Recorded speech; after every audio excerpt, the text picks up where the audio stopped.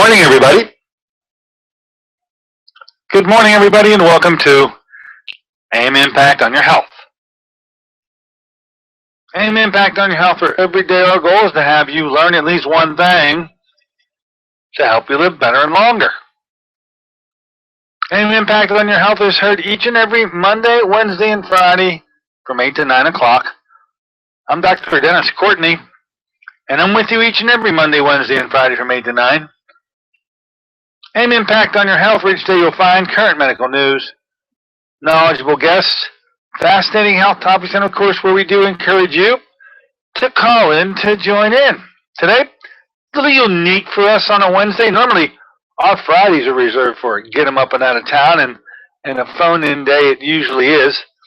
This week is going to be a little different. Got a special guest coming up on this particular Friday, and in preparation for him, we'll be spending some time today talking about LDA, LDI, and how you can resolve some pretty serious autoimmune issues through a unique treatment originally brought to us by Dr. Butch Schrader.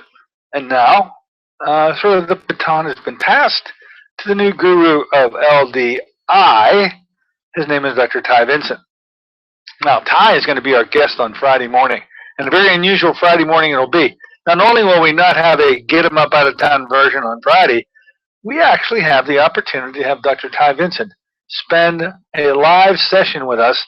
And it's going to be a little difficult for Dr. Ty because he'll be calling us from Alaska.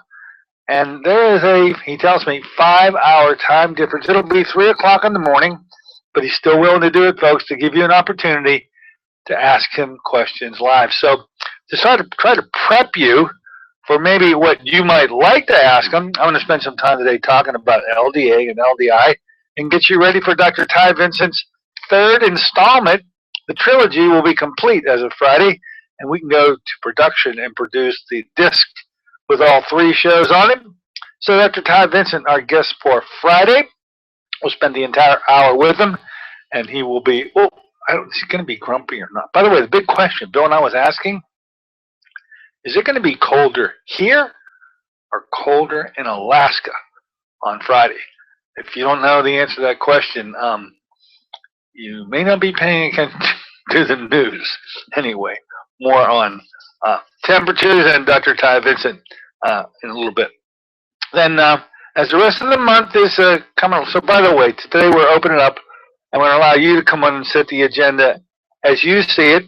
I'll spend some time recapping the whole issue about LDA and LDI. Those of you who listen to the show sort of know what these letters mean, but if not, LDA is low-dose antigen therapy. LDI is low-dose immunotherapy. And we'll be talking about that today. Then we'll spend a little bit of time talking about another set of 3 letters. Everything comes in 3, you know. That's FSM, which is frequency-specific microcurrent. And if you spent on Monday with us on the show, you met Richard Finn, who is a clinician who's been working with FSM now for about 9 years. And he'll be coming into our office in a little bit about how you can view that event, which is going to really be kicked off on the 23rd. So a lot happening around here. Today is our day to let you come on in if you'd have a mind to set the agenda by dialing us up at 412-825-6262. That's 412-825-6262. And, of course, I'll give that number additionally throughout the hour. Now, on Monday, Shannon will be back. Of course, we're going to be talking about FSM once again. She's been our go-to person in this particular subject for now many, many months. And she's a close friend of Richard Finn. They've known one another for a lot of years. And Shannon actually was trained by Mr. Richard Finn with her myofascial background. And then she sort of took off with the microcurrent, and he's been catching up ever since. He may not be completely cut up, but he is absolutely loaded for bear. And we'll be talking about Richard and the FSM program launched in our office here on the 23rd. If you want to be a part of it, and many of you who were in the little session we had, not this past weekend, but the week before, where we had Shannon in town, and about 30 of you who came out that morning, and I know you were awfully excited about frequency-specific microcurrent, and we'll have Shannon to talk a little more about these units that many of you are just getting ready to think about purchasing. We'll talk about those units on Monday with Shannon. Monday's also special around here, this particular Monday that is, because we'll be having our 3-day eye treatment protocol offered in my office on the Monday the 16th, Tuesday the 17th, and Wednesday the 18th. This is a unique 3-day treatment program originally conceived by Dr. Edward Conrad and then put into play for over 14 years. He's been honing in and perfecting this program to help people with serious eye diseases get their vision back. And all starts in as soon as 3 days with the 3-day program. We've been running the programs out of my office now since July of 2013. And so each and every month we have a group that comes through. This particular Monday is our February installment, 3-day treatment program. If you think you'd like to be a part of the 3-day program, give us a call, 724-942-3002. Talk to Sister Sarah. This is probably the last day, because we have to get records and so forth, that if you're interested in the February program, you're going to have to give us a call today. Talk to Sister Sarah, 724-942-3002. She'll help guide and steer you in. Looking at the rest of the month is I'm going to be talking to my folks up at LACOM, which is the Lake Erie College of Osteopathic Medicine. Dr. Coppola up there runs the Integrative Medicine Department. We've met and we have really joined forces with how to make their program up there a stellar program. It already is, but I'm going to have Dr. Coppola come on the show here before the month is up. I just don't have him inked yet, and I hope to be calling him today to get that lined up.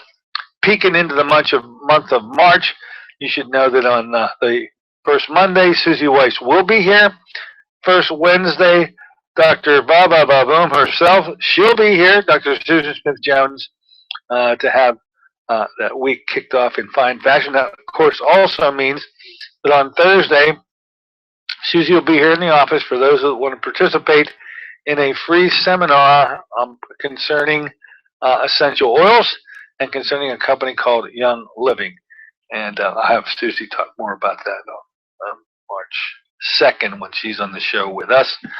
And as I peek into the month of March, for those of you who are thinking that I can't do the eye program in February, it just wasn't working out for them schedule-wise, there is another one coming up in March. You can get ready for it. A lot of time to get ready for it. That'll be 23rd, 24th, and 25th of March, and that's about the way I see it. Don't forget, if you were interested in obtaining the book, the 20 top, I'm reading from the cover now, 20 top alternative doctors in America. This harkens back to this past summer when a unique conference took place out in Phoenix, Arizona. They rounded up what they consider to be the 20 top alternative medicine doctors in the country. They all brought them to one place. Each of us wrote a chapter in a book, and we presented that chapter to a large group in Phoenix, and it was an uproarious success. As a result of that conference, a book emerged, and we haven't had a chance to get our copies of it until just recently. We do carry the book in the office now. If you think you'd like to get a copy of it, I think it is a collector's item.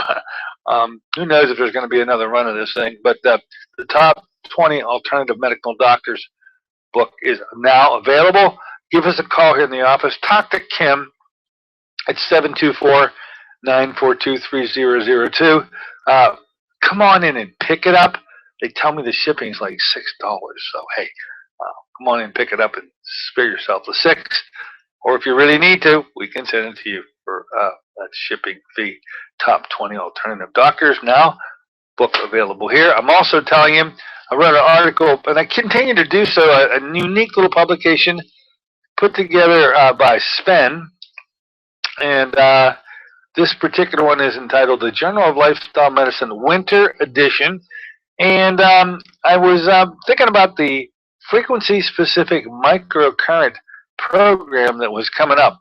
And so I wrote a little bit of an article to try to clarify and really allow someone who doesn't know a thing about microcurrent to appreciate how it is that this device has the power that it has to correct medical problems.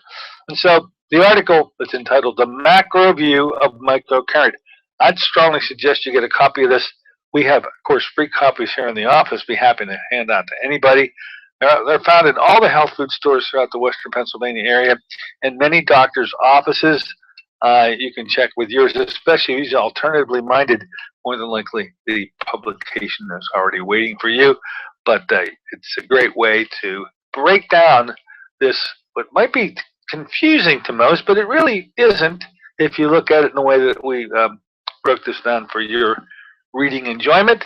So I turn your attention to the Journal of Lifestyle Medicine Winter Edition so that you can, if you don't know much about frequency-specific microcurrent, you could absolutely learn a lot from reading the article. Okay, let's do this. We're going to take a short break. When we come back, I'm going to talk a bit to you about the two big topics that have been circulating through both the shows here and happening in my office. One is LDA/LDI, and so to get you ready for the Friday show with Dr. Ty Vincent and maybe allow you to formulate some questions you want to ask him. That's why he's coming live, folks, to give you that opportunity. Anyway, a bit about LDA and LDI, and then a bit about FSM. I call them recaps so that you can just hit the bullet points and appreciate what we're doing and how you can participate in it. So we're going to be right back in a moment with those recaps. See you then.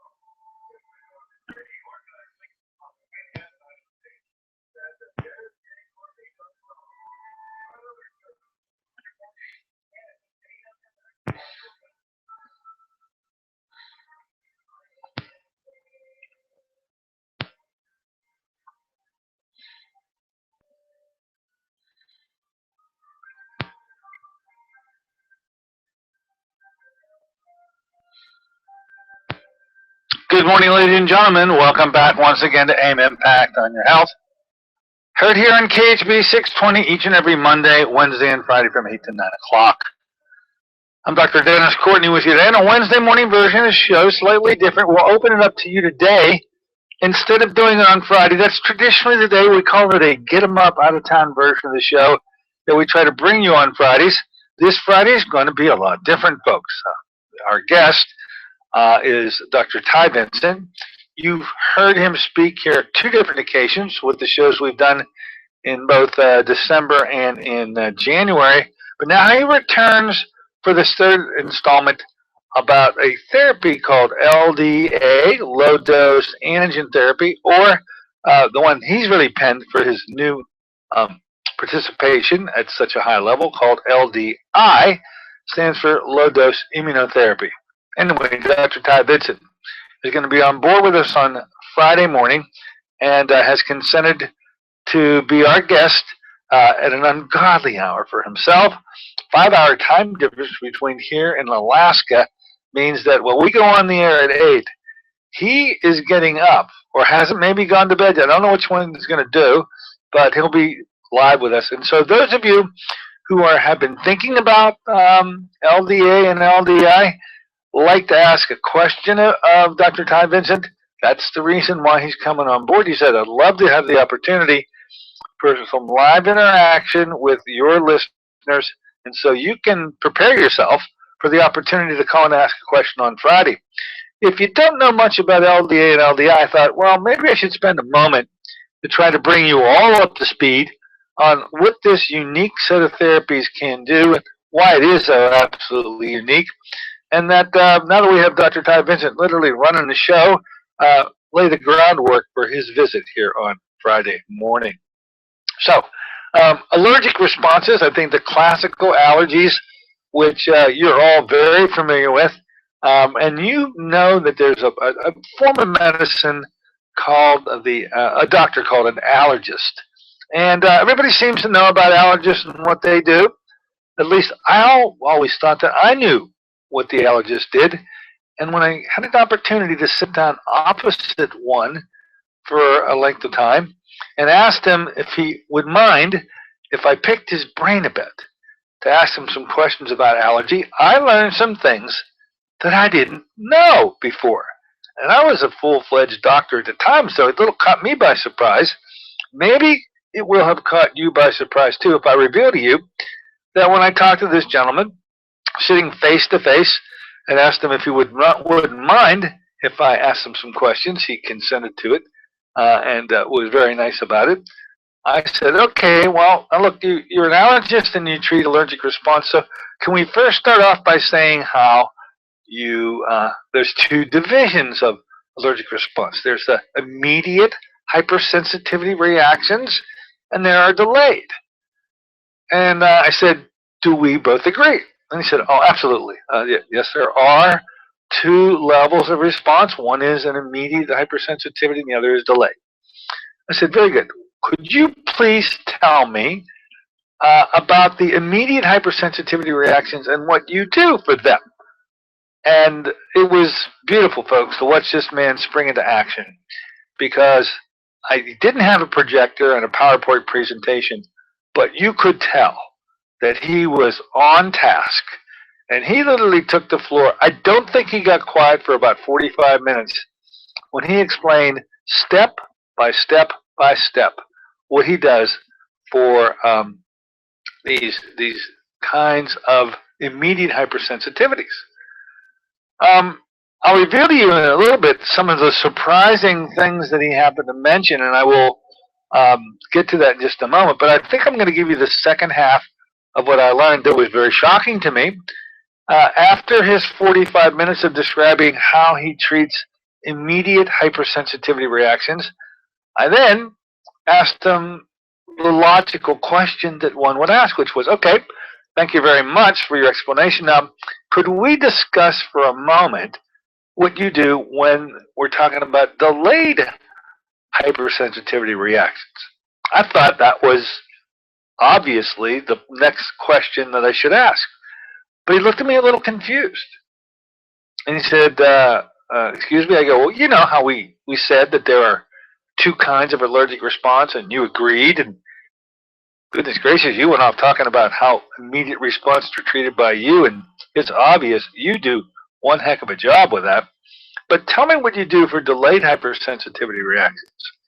And then he revealed something I wasn't expecting. What he told me then was, oh, well, with respect to the delayed hypersensitivity reactions, we don't do anything. Now, that really caught me by surprise. That was a shock. And I said, wait a minute, quite a few people suffer from this kind of allergic response, yet you do nothing. Oh, he says, no, we just treat the immediate. And it was a awakening and an awareness that it's kept with me this very day. So what he was saying was he treats only those people that have immediate reactions. You get exposed to an allergen and you react.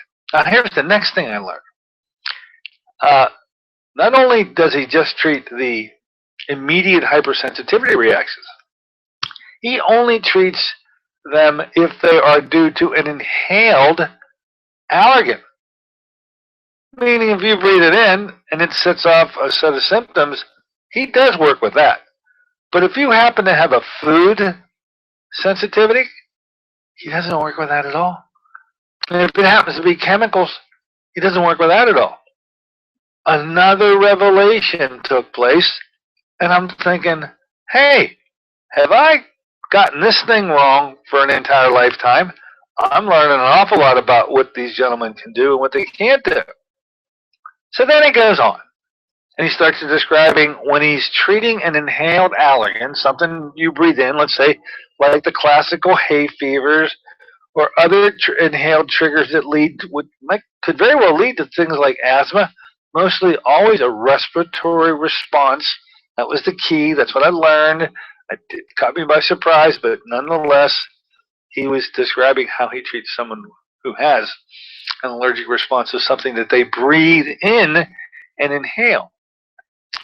Then he says, well, we mix up a serum based on the skin test that we do, and I was right on target with that, and I'm sure many of you out there are also on target with the classical skin testing that gets done, literally hundreds of little pinpricks with a minute amount of an allergen placed at the end of the needle, just placed under the skin, and see if you react at all.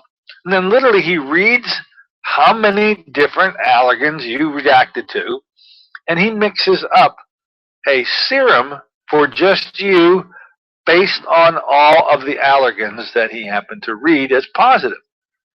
And then that's the mixture that he gives you when you come in for your first treatment. Now, I was also amazed to hear this component, which I didn't quite understand at the time, but he gives those injections subcutaneously. Now, here's what I've learned since I've been working with the LDA, LDI folks. When they give any injection sub-Q, it causes the formation of an antibody against the very antigen that's a problem for that patient. And the antibody lives tops 14 days before it's all gone. So consequently, what I can see is the setup here, and if you are seeing an allergist, you probably can identify with what I'm now about to tell you. This doctor says that he'll need to see this patient not every 14 days, because you see the antibodies would be all gone by 14 days. He'd have to see you every week, and he'll have to see you every week for the rest of your natural life. And that with the constant re-injection and re-injection and formation of antibodies, the person can remain relatively protected against having any allergic response. When everything works out well, this patient is protected for that 1 week period of time. Now, I'm sure, because I don't have those kind of inhaled allergies, but I'm sure if you do, you think that this doctor is the reincarnation of the Messiah, because he's able to help you get through your life with the least amount of urgency that you've been experiencing for quite some time. And that's all well and good. I'm happy for you. I'm happy for the allergist who's treating you. But when you look at the futility of all that and then learn the differences between his form of treatment and the LDA approach that was introduced in this country in 1993 by Dr. William Bush Schrader, which I'm now going to sort of point out in a comparison viewpoint of how it stacks up with the way the allergist treats. Here's what I can tell you. Number one, when it comes to LDA, it treats both the immediate hypersensitivity reactions and the delayed hypersensitivity reactions. So that's the first good thing to tell you. Any allergic response at all can be corrected with LDA, where it can't be corrected with those allergy shots given by the allergist.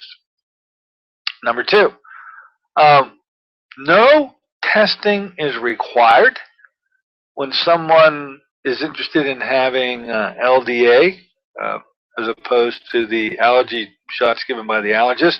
No skin testing, no reading, no patches, nothing like that, because the mixtures, and there are 3 mixtures that are available to the LDA clinician, there are 3 mixtures. One is a mixture that contains all of the inhaled substances that could possibly enter through breathing and set something off.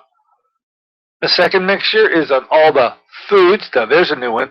You can actually treat food allergies, whether they're immediate or whether they're delayed.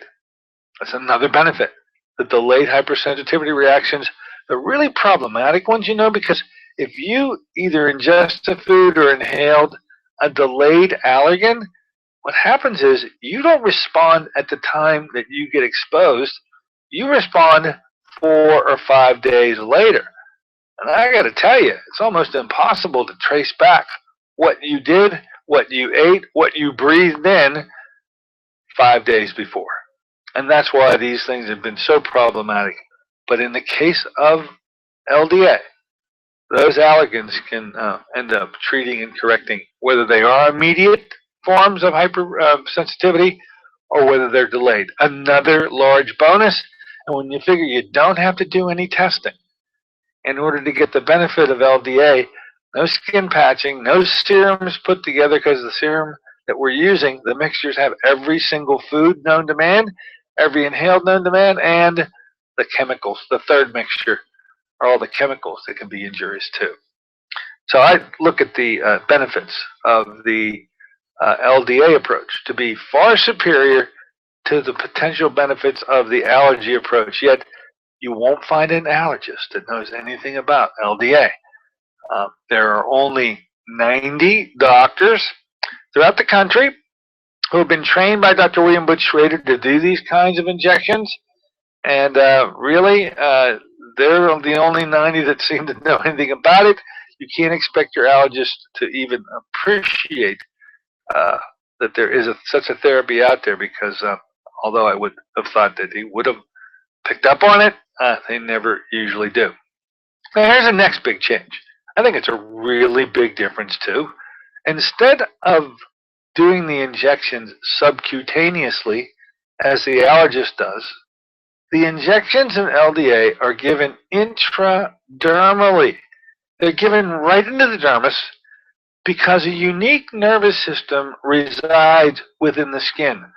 I got to tell you, I wasn't too familiar with this kind of nervous system, certainly not to the level that I am right now, but that nervous system is called the dendritic nervous system. And it covers every square millimeter of you within the skin. But here's the unique thing about the dendritic nervous system. It is essentially hot-wired to every lymph node that you own. Meaning that if you trigger something within the skin and into the dendritic nervous system, you get a response in the lymph node that's in the close proximity to it. And the lymph node, ladies and gentlemen, is the site of cellular response, of immunological response. It is the lymph node that makes antibodies. It is the lymph node that makes T cells, and in this case, it makes T cells. In particular, a unique form of T cell referred to as a T suppressor cell against any antigens that you happen to have an immunological response against. Now, there's the real difference, because in this case, using LDA, unlike the allergist who causes the formation of antibodies, and those antibodies live tops 14 days, the T cell, the T suppressor cell, lives for a half-life of 90 days. And so right off the bat, another big difference between classical allergies shots given by the allergist and the LDA clinician is that you only need to inject, not every week, and you won't be able to wait 90 days either, but every 2 months for 1 full year, you're going to continue to get those injections, and at the end of the year, you should be able to open them up from once every 2 months to maybe once every 4, and then once every 6. And by the 3rd year, you should be out to about once a year. At least that's how quickly we're prepared to move once we hit the 1 year mark.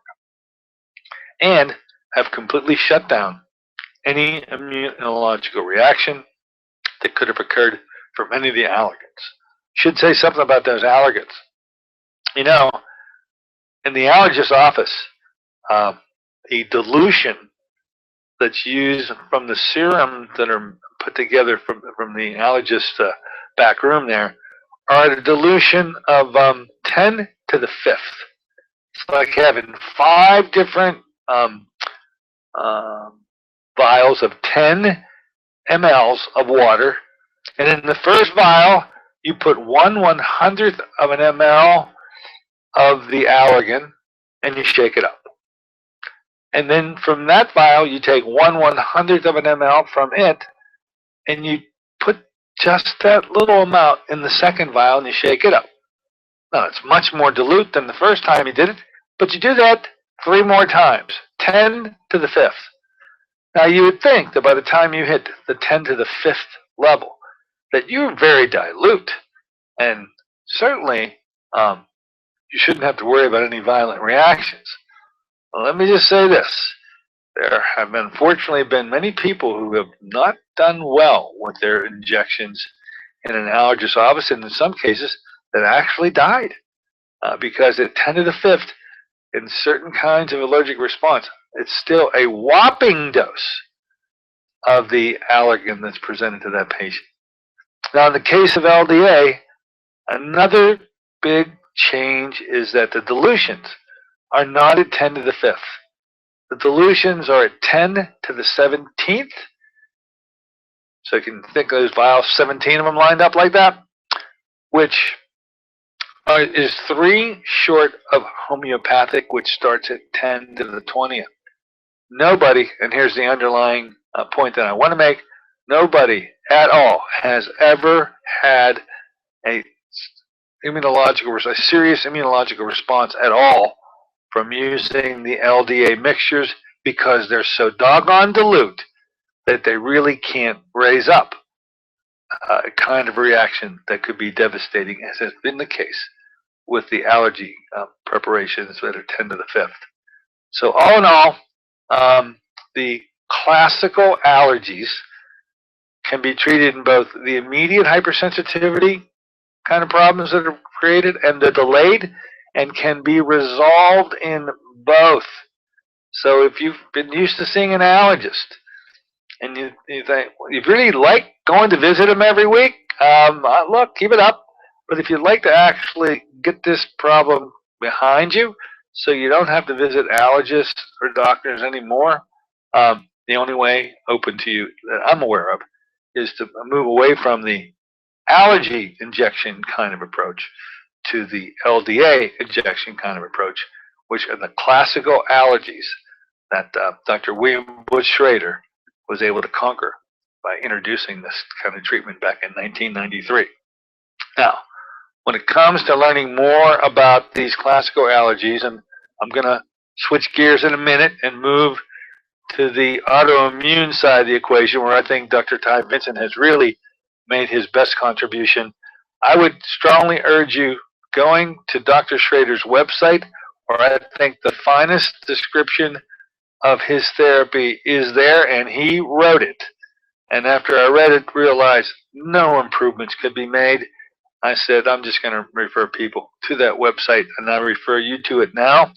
If what I've just spoken about in terms of allergic response is interesting enough for you, why don't you dial this website up at Dr. Schrader, that's DrShrader,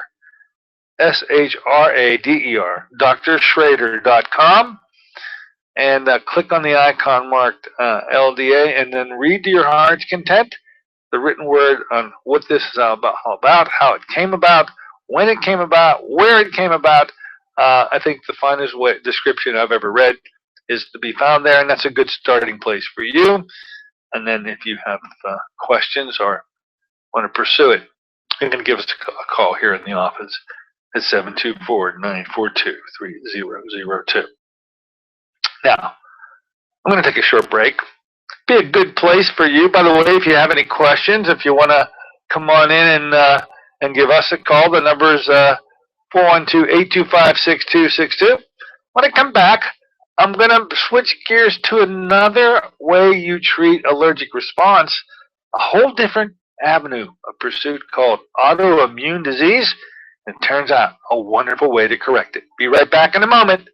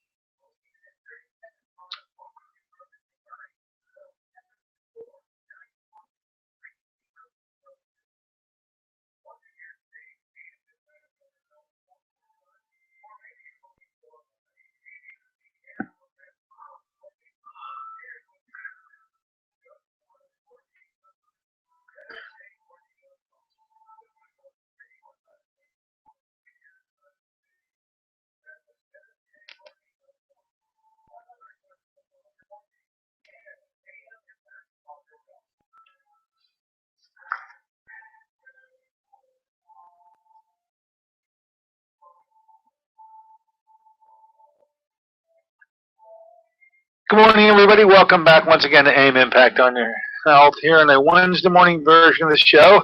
Sort of a prep show to get you ready for the Friday visit by Dr. Ty Vincent, who is the new guru of low-dose antigen therapy and low-dose immunotherapy. Just giving a recap of what makes LDA so unique when compared to the only thing that the public really knows at their beck and call with respect to treating it, which is the famous.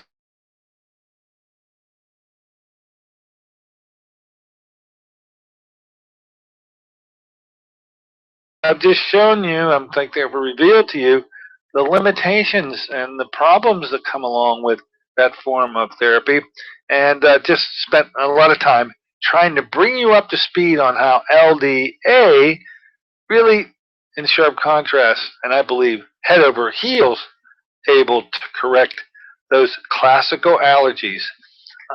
Because in one case, I mean, hey, the allergist only treats inhaled. What if you've got food allergies? Can't do a thing about that with the allergist, and chemicals the same. Now, I'm going to switch some gears and let's talk about, I believe, the entrant of Dr. Ty Vincent onto the scene to learn that we have another capability in using the kind of approach I just described to you, not with the classical allergies that I've taken the time to point out to you, but with a whole host of diseases that are lumped together and called autoimmune diseases. This, I believe, is what makes Dr. Ty Vincent's contribution so powerful, because there is not even an attempt in the conventional medical community to try to eradicate these diseases. It's just believed it can't be done. I think the biggest tip-off in any of these cases that I'm going to be describing to you, that the common treatment found in the conventional medicine is to use steroids to sort of quiet down an angry immune system enough to get you over the hump of an exacerbation. And once the exacerbation is over, remove the steroids and have you attempt to get back to normal again. And so the treatment approach in conventional medicine, because that's all they have, is to use steroids. And if you have one of these diseases, you know all too well that that's the way it's been treated and will be treated. How about the possibility, the high likelihood that you actually can fix those responses? And that, to me, is a completely interesting component that's been highly developed and and become very sophisticated in the hands of Dr. Ty Vincent. Now let me describe the basics behind how an autoimmune disease develops. And in every case, it goes something like this. First, you get an infection somewhere. I mean, it could be a respiratory infection. It could be a gastrointestinal infection. It could be vaginal. It could be urinary tract, anywhere. And because of that invasion of the bacteria, which has caused your infection, you have a set of symptoms that are pretty gruesome, maybe for, it's a bad week or a bad couple weeks for you to fight the infection and get over it. Now, whether or not you needed the help of a doctor to give you antibiotics to get over that, or whether your immune system on its own, and many times on its own without the help of antibiotics, it will also conquer the disease, you eventually recuperate from your infection and you are better and your symptoms go away. And so whether or not you needed the help of a doctor to get there with an antibiotic or whether you did it on your own, the disease that you had is now eradicated and it's over, or at least you think it's over, and then comes the problem. And here's the problem, that the bacteria often have proteins that your immune system recognizes and attacks because those proteins are there within the membrane of the organism. Now, get a load of this. It turns out some tissues in the body bear a close resemblance in their membrane to the same proteins that are found in the bug that you just got over with, or that you just recuperated from, and your symptoms have now gone away. But if your immune system continues to recognize a body part of yours as the original bug that had to fight off maybe last week or last month or last year, the immune system keeps on attacking that tissue with the same fervor that it did with the original disease that caused the symptoms to begin with. That recognition of self as a pathogen leads to a devastating set of consequences, leads to diseases that bear the name of autoimmune, and is nothing more than your immune system continuing to be tricked into thinking that the bacteria still goes on, it still lives, because the proteins found within certain body tissues resemble the original proteins found in the bug or the bacteria itself. Never to be shut off ever again. That, unfortunately, is the cross to have to bear when using a conventional approach to people that have these terrible diseases. Now, I'm going to run down through, I've done this once before, I'm going to run down through a list of the autoimmune diseases simply because it unclouds the whole thing so that you identify when you've heard the name of a disease that you've heard somebody suffering from. But now that you know what and how it develops, you get a new perspective. And I'm going to tell you that in each and every case of each and every disease that I mentioned, these are fixable and correctable if we can have your immune system shut off and shut down with respect to every one of the bacteria that is inappropriately thinking that is attacking, that there is no bacteria, it's the tissue. And we have to be able to shut down the response, the inappropriate reading of your tissue as though it's a problem and it's not.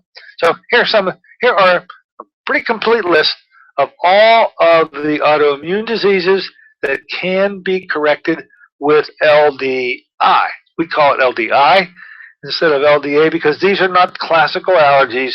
These are autoimmune diseases.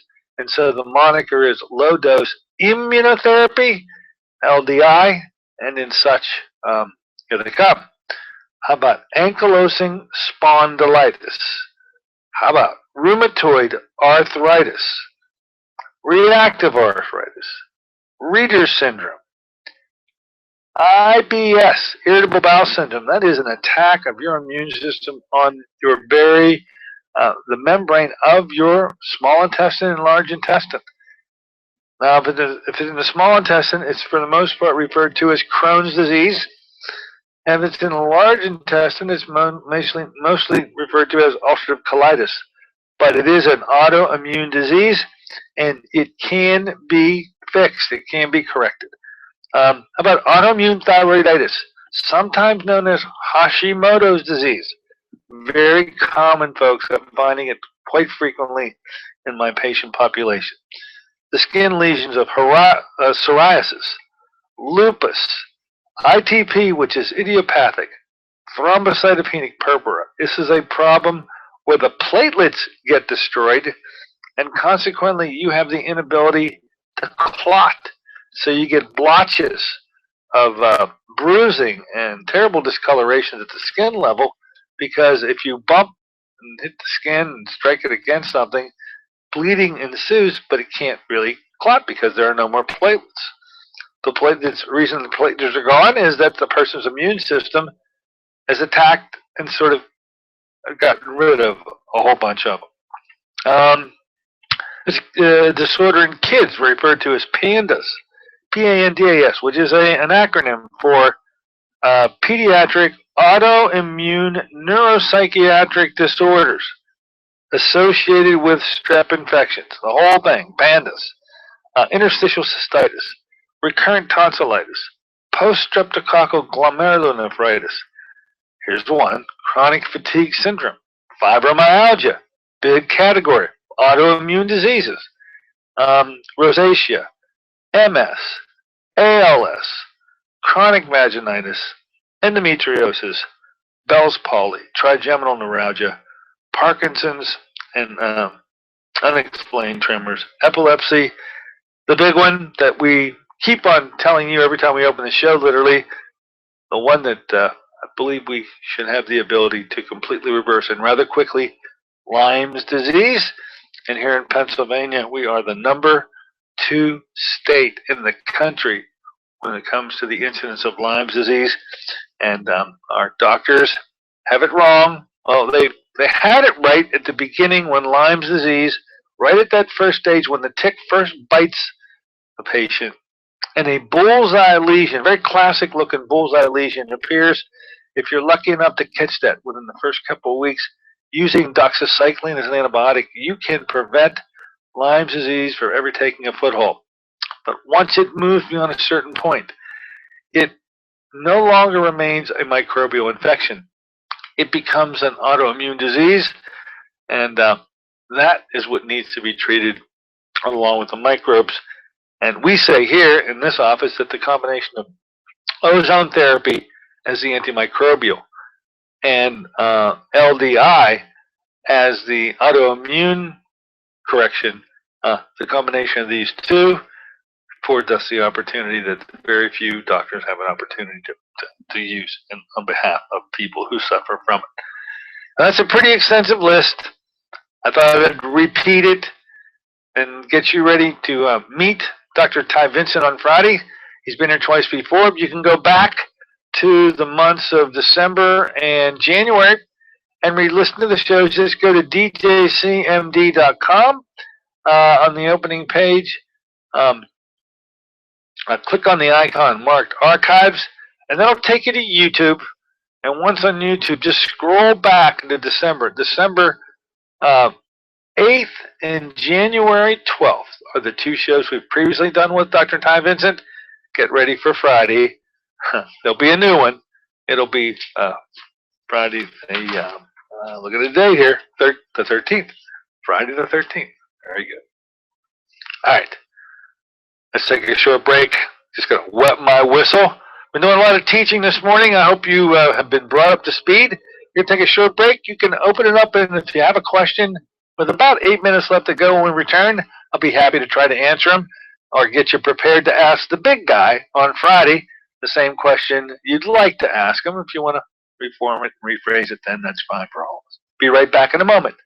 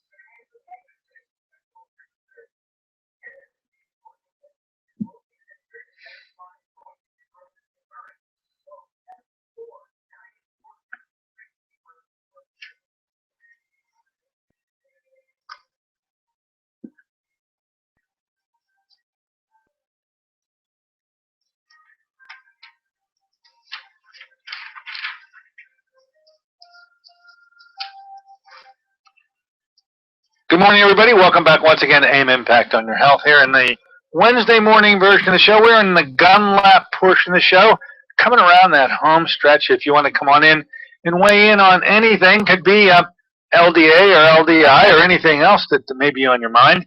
The number to do that, as you should know by now, is to dial us up at 412-825-6262. That's 412-825-6262. I'll listen for that knock on the door, and I will let you in the store. We do have a knock on the door. Why don't you come on in the store right now, say hello, welcome aboard. What's on your mind? Hi, Dr. Courtney. I was wondering if this LDI would treat gout, well, maybe more so the rheumatic arthritis from gout than that particular disease. Yeah, now, if you're talking about gout, gout is not an autoimmune disease. Gout is a disease caused by an increase of chemicals, particularly uric acid. So it's the formation of over amounts of uric acid that end up inflaming various joints, particularly the joints of the feet, the famous big toe syndrome. So that it's dealing with the person's inability to suppress uric acid formation that has to be corrected. So that's literally a fire caused by a gasoline, uric acid, that can only be put out when you remove the uric acid. The autoimmune diseases sort of make their own fires. It's your immune system attacking you.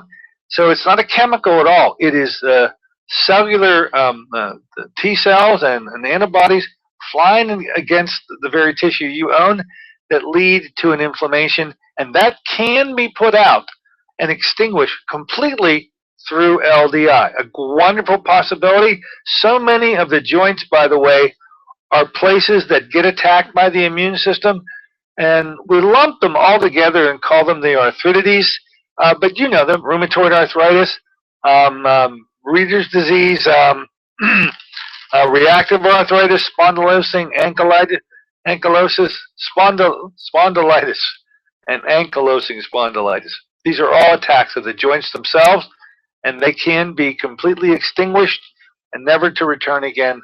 Wonderful possibility with LDI. Oh, so you think it would help the arthritis in that case? Oh, hey, if the arthritis is of the origin of autoimmune. Now, there's two kinds of the arthritides right there. The famous things called wear and tear. Osteoarthritis is not immunologically provoked. And so if one has the wear and tear form of arthritis, where literally bone on bone from overuse for many, many years, autoimmune correction won't fix that. But if the inflammation and the damage is being caused by an immune system that's attacking it, that's the form of arthritis that can be completely reversed and shut down. And these are the forms of arthritis that usually have to be treated by strong steroids on occasions and things like that.